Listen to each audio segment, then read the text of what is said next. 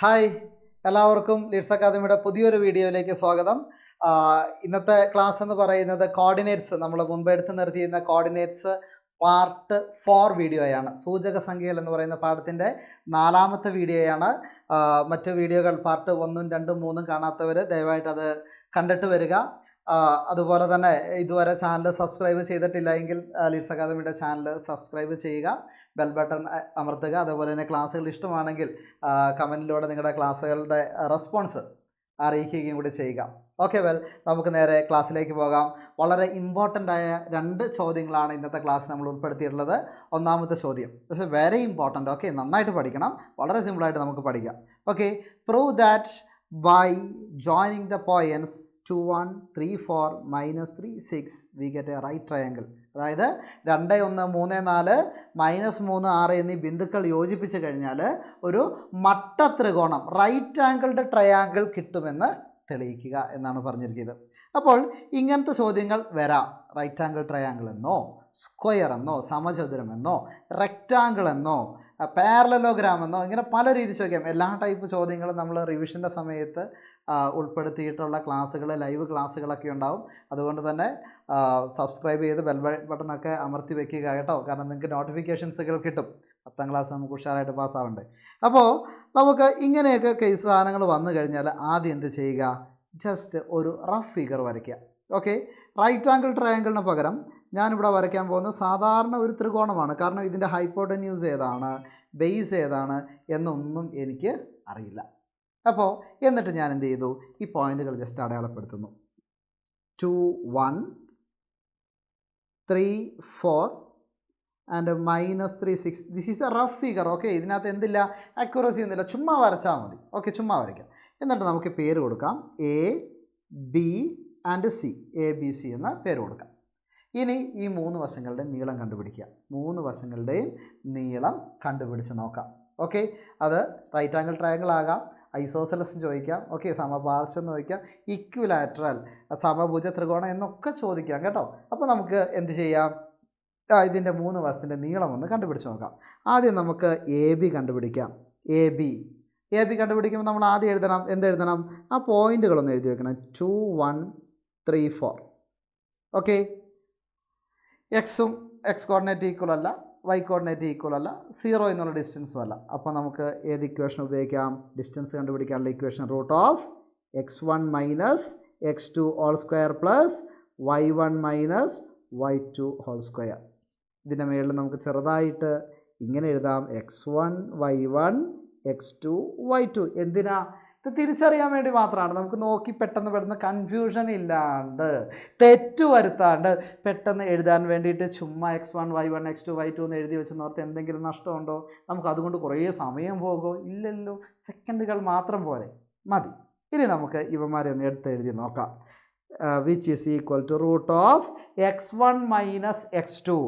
x1 എത്രയാണ്, 2 - x2 എത്രയാണ്, ചുമ്മാ കോപ്പി അടിക്കണം, നോക്കി എഴുതടാ. 2 - 3 ഹോൾ സ്ക്വയർ പ്ലസ് y1 എത്രയാണ്, 1 - y2 എത്രയാണ്, y2 എന്ന് പറയുന്നത് 4 ആണ്, the whole square which is equal to 2 - 3. 2ൽ നിന്ന് 3 കുറച്ച് കഴിഞ്ഞാൽ -1 സ്ക്വയർ ആണോ, -1 ആണ്, സ്ക്വയർ ഉണ്ട്, അതുകൊണ്ട് -1 സ്ക്വയർ. 1 - 4, 4ൽ നിന്ന് 1 കുറച്ചാൽ 3 ആണ്. അപ്പോൾ 4ൽ നിന്ന് 1 കുറച്ചാൽ 3 ആണ്. അപ്പോൾ 1ൽ നിന്ന് 4 കുറച്ചാൽ എന്തായിരിക്കും, ചിഹ്നം നേരെ വിപരീതമായിരിക്കും, ഓപ്പോസിറ്റ് ആയിരിക്കും, -3 square. Then which is equal to എത്രയാണ്, -1 സ്ക്വയർ 1 ആണ്, -3 സ്ക്വയർ എന്ന് പറയുന്നത് എന്താണ്, +9 ആണ്.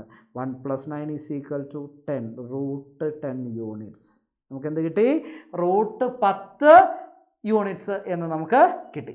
ഇനി അടുത്ത നമുക്ക് ആരെ കണ്ടുപിടിക്കണം, BC കണ്ടുപിടിക്കണം. BC, അപ്പോൾ ബീൻ്റെ കോർഡിനേറ്റ് ഞാൻ എഴുതാണ്, 3, 4 -3 6. BC കണ്ടുപിടിക്കാം. BC ഈസ് ഈക്വൽ ടു, എങ്ങനെ BC കണ്ടുപിടിക്കാം, BC is equal to, x equal ആണോ, 3ഉം -3ഉം ഈക്വൽ ആണ്, അല്ല കേട്ടോ, സൈൻ വേറെയാണ്. 3 -3 x2 -3 ആണ്, രണ്ടും എന്തല്ല, ഈക്വൽ അല്ല, ചിഹ്നം ഒരേപോലെ തന്നെ ആയിരിക്കും, നമ്പർ ഒരേപോലെ വന്നാൽ പോരാ കേട്ടോ. അപ്പോൾ നമുക്ക് ഏത് ഇക്വേഷൻ ഉപയോഗിക്കാം, √x1 - x2 ഹോൾ സ്ക്വയർ നമുക്ക് ഇവിടെ എഴുതി വയ്ക്കാം. x1 y1 x2 y2 എന്ന് എഴുതി വയ്ക്കാം. x1 മൈനസ് x2 3 മൈനസ് -3 അല്ലേ, x2 -3 ആണ്, അപ്പോൾ ആ ചിഹ്നം എഴുതണം. All square plus y1 4 minus y2 എത്രയാണ് 6 ആണ്, 4 minus 6 the whole square, then which is equal to 3 minus -3, 2 minus 1 എന്ത് ചെയ്യണം, പ്ലസ് ആകണം അല്ലേ. അപ്പോൾ 3 + 3 എത്രയാ 6, 6 square plus 4 minus 6, 6 minus 4 2, 4 minus 6 -2. ഇനി മൈനസ് എഴുതാൻ വിട്ടാൽ ഇവിടെ ആൻസർ ഒന്നും തെറ്റിപ്പോകില്ല കേട്ടോ. Okay, then which is equal to r square എത്രയാണ് 36 അല്ലേ, 36 plus -2 square 4 which is equal to √40 units എന്ന് കിട്ടി. എത്ര കിട്ടി, √40 യൂണിറ്റ് എന്ന് നമുക്ക് കിട്ടി. ഇനി ബാക്കി ഇവിടെ തന്നെ ഞാനൊന്ന് എഴുതി വയ്ക്കാൻ വേണ്ടി ശ്രമിക്കുകയാണ് കേട്ടോ, അടുത്ത പേജിലേക്ക് പോകുന്നില്ല, അതെന്തുകൊണ്ടാണെന്ന് പറയാം. നോക്ക്, ഇനി അടുത്ത് നമുക്ക് എന്ത് കണ്ടുപിടിക്കണം, എ സിയുടെ നീളം കണ്ടുപിടിക്കണം, എ സിയുടെ നീളം. അപ്പോൾ എയിൻ്റെ കോർഡിനേറ്റ് നമുക്ക് എഴുതി വയ്ക്കാം, എത്രയാണ് 2 1, സിൻ്റെ -3 6. നമുക്ക് എന്തെഴുതാം, x1 y1 x2 y2 എന്ന് എഴുതി വയ്ക്കാം. ദെൻ നമുക്ക് ആൻസർ എഴുതാം, A C equal to A സിയുടെ നീളം √x1 minus x2 whole square. x1 എത്രയാണ് 2 മൈനസ് x2 എന്ന് പറയുന്നത് -3 ആണ്, -3 whole square plus y1 1 minus 6 whole square, then which is equal to, ഇവിടെ തന്നെ എഴുതാം കേട്ടോ, 2 മൈനസ് 2 മൈനസ് വരുമ്പോൾ എന്തായിട്ട് മാറും, പ്ലസ് ആയിട്ട് മാറും. അപ്പം 2 + 3 5 square plus 1 minus 6 6 minus 1 5, 1 minus 6 -5 square which is equal to 5 square എത്രയാണ് 25, -5 സ്ക്വയർ എത്രയാണ് 25, സമം 25 + 25 √50 യൂണിറ്റ്സ്. കിട്ടിയോ? ഓക്കെ, ഡിസ്റ്റൻസ് ഫോർമുല ഉപയോഗിച്ച് നമ്മൾ ഇത്രയും കാര്യങ്ങൾ ചെയ്ത് കണ്ടുപിടിച്ചു. ഇനി റൈറ്റ് ആംഗിൾ ട്രയാങ്കിൾ എന്ന് പറഞ്ഞാൽ എപ്പോഴും നമ്മുടെ മനസ്സിൽ ആദ്യം വരേണ്ട ആൾ ആരാണ്, നമ്മുടെ പൈതഗോറസ് അപ്പൂപ്പനാണ്. പൈതഗോറസ് തിയറം നമ്മൾ ആദ്യം ഓർത്തിരിക്കണം. ഓക്കെ, അത് കഴിഞ്ഞ് നമുക്ക് ട്രിഗണോമെട്രിയെ കുറിച്ച് ആലോചിക്കാം. എന്താ Pythagoras theorem? Hypotenuse square is equal to base square plus altitude square അല്ലേ, കർണം സ്ക്വയർ സമം പാദം സ്ക്വയർ പ്ലസ് ലംബ സ്ക്വയർ. അതായത് രണ്ട് വശങ്ങളുടെ സ്ക്വയർ കൂട്ടിയാൽ മൂന്നാമത്തെ വശം കിട്ടും അല്ലേ. പാദം ഒരു വശമാണ്, ലംബം ഒരു വശമാണ്, അപ്പോൾ പാദം സ്ക്വയർ പ്ലസ് ലംബ സ്ക്വയർ കർണം സ്ക്വയർ അല്ലേ. ബേസ് ഒരു വശമാണ്, ആൾട്ടിറ്റ്യൂഡ് മറ്റൊരു വശമാണ്, base square plus altitude square is equal to hypotenuse square. അപ്പോൾ നമുക്ക് 3 വശങ്ങൾ കിട്ടി. 2 വശങ്ങളുടെ സ്ക്വയർ കൂട്ടുമ്പോൾ മൂന്നാമത്തെ വശം കിട്ടുന്നുണ്ടോ എന്ന് നോക്കുക. കിട്ടുന്നുണ്ടെങ്കിൽ അതെന്താണ്, റൈറ്റ് ആംഗിൾ ട്രയാങ്കിൾ ആണ്. 2 വശങ്ങൾ നമുക്ക് നോക്കാം. 2 വശങ്ങളുടെ സ്ക്വയർ, എ ബിയുടെ സ്ക്വയർ എന്ന് നോക്കാം. A B square is equal to, A B എത്രയാണ് നമുക്ക് കിട്ടിയത് √10 എന്നാണ്. അപ്പോൾ √10 സ്ക്വയർ ഈസ് ഈക്വൽ ടു നമുക്ക് എന്ത് കിട്ടി, 10 എന്ന് കിട്ടി. സ്ക്വയർ ചെയ്യുമ്പോൾ റൂട്ട് പോകും. √10 സ്ക്വയർ എന്ന് പറഞ്ഞാൽ എത്രയാണ് 10 ആണ്. ഓക്കെ, ദെൻ അടുത്ത ഒരു സൈഡാണ് എന്ത്, B C. B C square is equal to, B C എത്രയാണ് നമുക്ക് കിട്ടിയത്, നമുക്ക് എത്ര കിട്ടിയ 40 എന്നാണ് കിട്ടി, √40 എന്നാണ് കിട്ടി അല്ലേ. അപ്പോൾ നമുക്ക് എന്ത് എഴുതാം, √40 സ്ക്വയർ എന്ന് എഴുതാം. √40 സ്ക്വയർ, √40ൻ്റെ സ്ക്വയർ വരുമ്പോൾ റൂട്ട് പോകും. അപ്പോൾ നമുക്ക് എന്ത് കിട്ടും, 40 എന്ന് കിട്ടും. ദെൻ ഇനി അടുത്ത സൈഡാണ്. അടുത്ത സൈഡ് ഏതാണ് നമുക്ക് കിട്ടിയത്, എ സി ആണ്. 50 എന്ന് നമുക്ക് കിട്ടിയായിരുന്നു അല്ലേ. അപ്പോൾ നമുക്ക് എ സി സ്ക്വയർ എഴുതാം. A C square is equal to √50 square is equal to 50. നോക്കിക്കേ, ഈ എ ബി സ്ക്വയറും ബി സി സ്ക്വയറും കൂട്ടിയാൽ എ സി സ്ക്വയർ കിട്ടില്ലേ, 10ഉം 40ഉം കൂട്ടിയാൽ 50 കിട്ടൂലേ. കിട്ടുമോ? കിട്ടും അല്ലേ. അങ്ങനെയെങ്കിൽ നമുക്ക് എഴുതി വയ്ക്കാം ഇങ്ങനെ, A C square is equal to A B square plus B C square അല്ലേ. 2 വശങ്ങളുടെ സ്ക്വയർ കൂട്ടിയാൽ മൂന്നാമത്തെ വശം കിട്ടും. So it is a vertices of an right angle triangle. ഇതൊരു മട്ട ത്രികോണത്തിൻ്റെ 3 മൂലകളുടെ സൂചക സംഖ്യയാണ്. കിട്ടിയോ? സെറ്റല്ലേ? Okay, very important question. Okay, then നമുക്ക് അടുത്ത ഒരു ചോദ്യം കൂടി നമുക്ക് ഈ പാഠത്തിൽ നോക്കാം. അതും വളരെ ഇമ്പോർട്ടൻ്റ് ആണ്. വളരെ ഇമ്പോർട്ടൻ്റ് ആയിട്ടും പലപ്പോഴും പരീക്ഷയ്ക്ക് ചോദിച്ചിട്ടുള്ളതുമായ ഒരു ചോദ്യമാണ്. ഓക്കെ, ഓറടിച്ചോ? ഇല്ലല്ലോ. ഇനി ഞാനത് മറ്റൊരു വീഡിയോ ആക്കണ്ടെന്ന് വിചാരിച്ചാണ്, കാരണം രണ്ടും വളരെ ഇമ്പോർട്ടൻ്റ് ആണ്. ഓക്കെ, അപ്പോൾ നമുക്ക് ഇതിലേക്ക് ഈ ക്ലാസ്സിൽ തന്നെ നമുക്ക് അതും കൂടി ഒന്ന് പഠിക്കാം. ഓക്കെ, ചോദ്യം നോക്കുക. A circle of radius 10 is drawn with a origin as A centre. അതായത് 10 സെൻറ്റിമീറ്റർ ആരവും അതേപോലെ ആധാരബിന്ദു കേന്ദ്രവുമായിട്ട് നമ്മൾ എന്ത് ചെയ്തിരിക്കുന്നു, ഒരു സർക്കിൾ വരച്ചിരിക്കുന്നു, ഒരു വൃത്തം വരച്ചിരിക്കുന്നു. ദെൻ ഒന്നാമത്തെ ചോദ്യം ഇതാണ്. ചെക്ക്, ഇത് ഫൈനൽ എക്സാമിന് വരെ ചോദിച്ചിട്ടുള്ള ചോദ്യമാണ് കേട്ടോ. Check whether each of the points with coordinate 6, 9, 5, 9, 6, 8 inside, outside or on the circle. അതായത് 6, 9, 5, 9, 6, 8 എന്നീ ബിന്ദുക്കൾ വൃത്തത്തിനകത്താണോ പുറത്താണോ വൃത്തത്തിൽ തന്നെയോ എന്ന് പരിശോധിക്കുക. ദെൻ ഈ വൃത്തത്തിലെ 8 ബിന്ദുക്കളുടെ സൂചക സംഖ്യ എഴുതുക. Write the coordinates of 8 points on this circle. Very important question. നമുക്ക് ഒന്ന് ചെയ്ത് നോക്കാം. ഓക്കെ, ആദ്യം നമുക്കൊരു സർക്കിൾ വരയ്ക്കുക. ഇവിടെ റഫായിട്ടൊരു സർക്കിൾ വരയ്ക്കാം. ഇവിടെ തലയ്ക്ക് മേളിലായി പോയോ?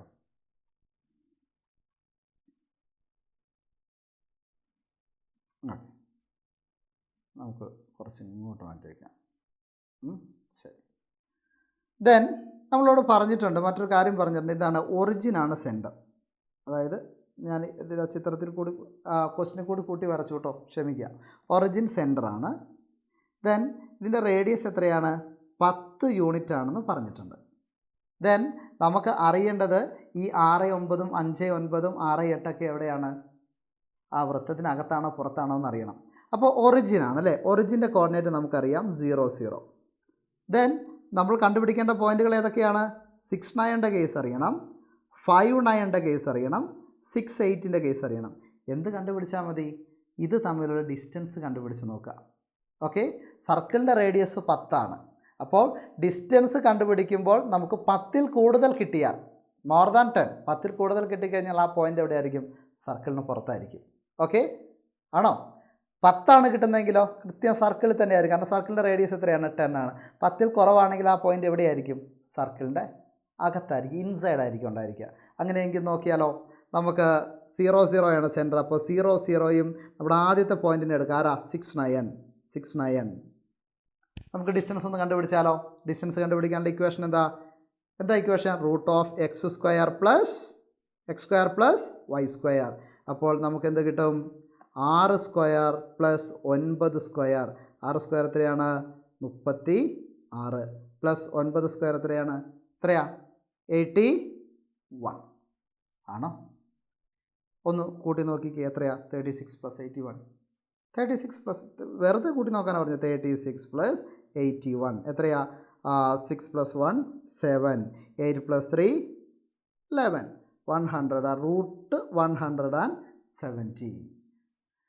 അപ്പോൾ ഈ 6, 9 എവിടെയായിരിക്കും? വൃത്തത്തിനകത്തായിരിക്കുമോ പുറത്തായിരിക്കുമോ? വൃത്തത്തിലായിരിക്കുമോ?